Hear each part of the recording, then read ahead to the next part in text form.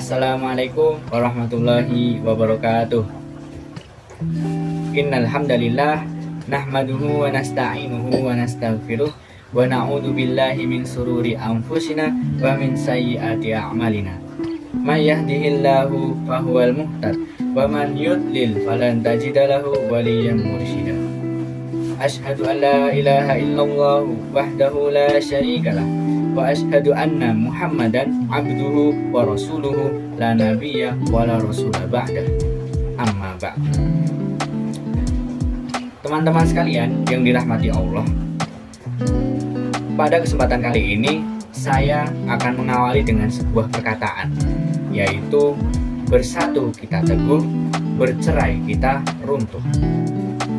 Perkataan ini apabila kita aplikasikan dalam dunia organisasi, maka sebuah organisasi itu menjadi kuat apabila seluruh anggotanya serta pimpinannya itu membangun sinergi atau bersinergi atau bersatu atau dengan kata lain kompak. Nah, jika terjadi sebaliknya, maka lemahlah sebuah organisasi itu, maka runtuhlah sebuah organisasi itu. Terdapat banyak faktor yang menjadikan sebuah organisasi itu kuat, yang mana salah satunya adalah komunikasi. Nah, di kesempatan kali ini saya akan membawakan sebuah topik tentang pentingnya komunikasi interpersonal dalam sebuah organisasi, teman-teman. Banyak sekali para ahli yang mendefinisikan apa itu komunikasi interpersonal, yang mana salah satunya ialah De Vito. De Vito mengatakan bahwa interpersonal communication is defined as communication that takes place between two persons who have a clearly established relationship. The people are in some way connected. Nah, maksud dari perkataan beliau ini, komunikasi interpersonal secara umum itu komunikasi antara dua orang secara bertatap muka, yang mana orang yang terlibat dalam komunikasi ini itu saling mempengaruhi persepsi satu sama lain. Nah, kemudian kita beralih ke pandangan tokoh yang lain.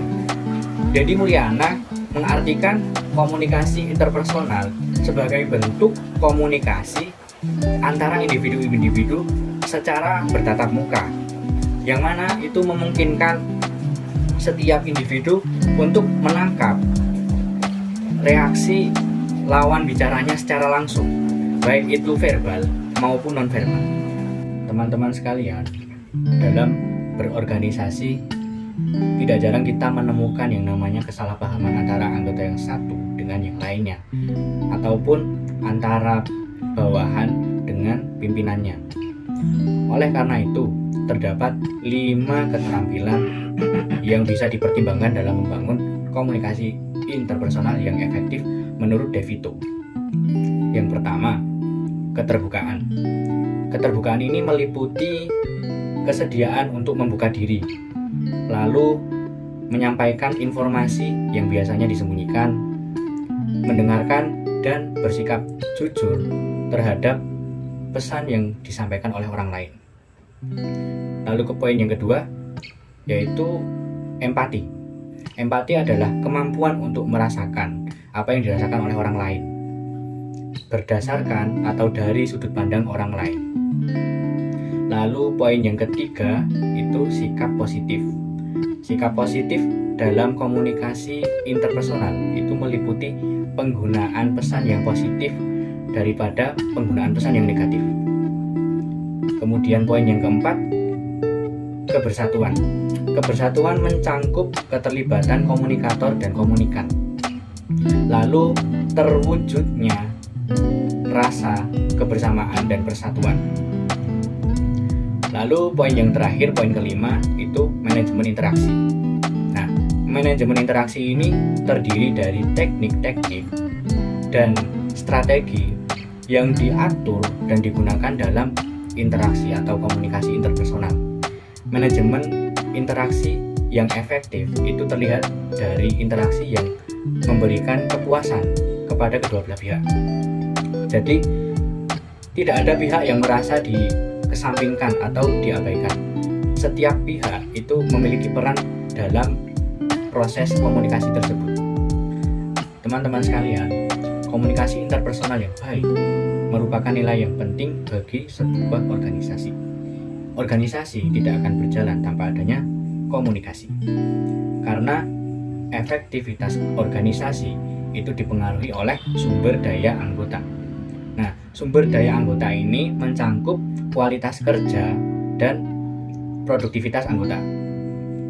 Jadi komunikasi interpersonal ini menjadi penghubung antara anggota yang satu dengan yang lain atau sesamanya, maupun anggota dengan pimpinan.